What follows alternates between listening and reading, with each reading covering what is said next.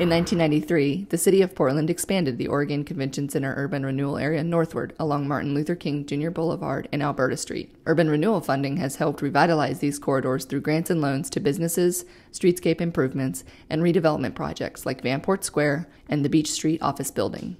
However, the Oregon Convention Center urban renewal area will expire in 2013, with many projects remaining along the corridor. The North-Northeast Community Advisory Committee has recommended that Martin Luther King Jr. Boulevard be moved from the Oregon Convention Center URA into the Interstate Corridor URA. In addition, property and business owners just outside any urban renewal area have asked PDC about expanding the boundary to other nearby areas in need. At the north end of the corridor, the Woodlawn Triangle has seen a new wave of investment in the past few years. PDC has given a limited amount of general funds for small businesses here, including a storefront grant to the Firehouse Restaurant, a business loan to Classic Foods, and 6 other grants or loans. But nestled among these new investments are additional opportunities and challenges. Local developers have plans for some of the vacant buildings and lots in the Woodlawn Triangle, but they don't have the financing to build them.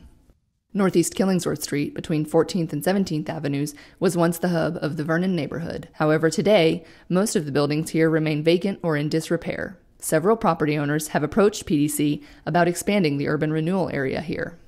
3 blocks south of Killingsworth is Alberta Street. Storefront improvements have spruced up buildings, and entrepreneurs have redeveloped vacant land and buildings into restaurants, coffee shops, galleries, and other popular businesses.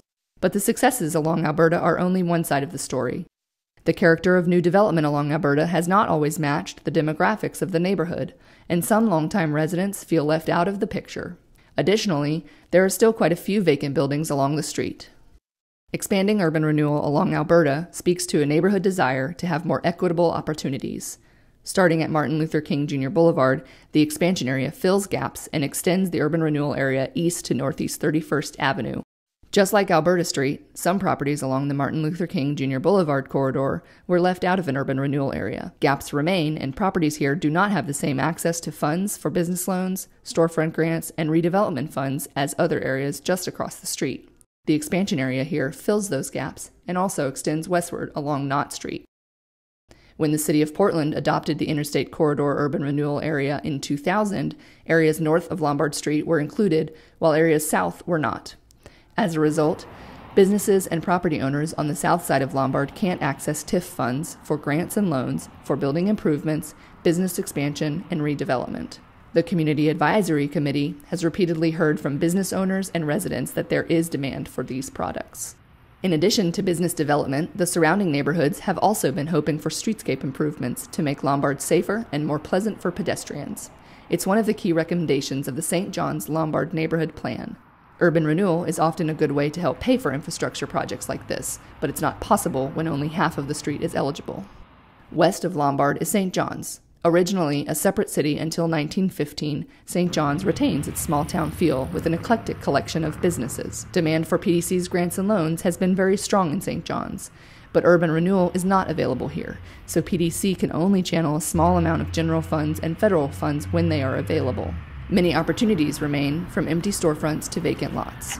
At the east end of the town center, entire blocks are vacant. Today, these vacant lots, with their billboards, weeds, and abandoned buildings, serve as an unfortunate gateway to the St. John's Town Center, something residents and business owners would like to change.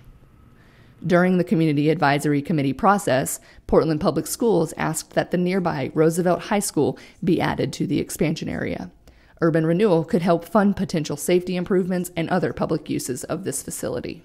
All of these areas were recommended by the North-Northeast Community Advisory Committee to be included in the Interstate Corridor urban renewal area.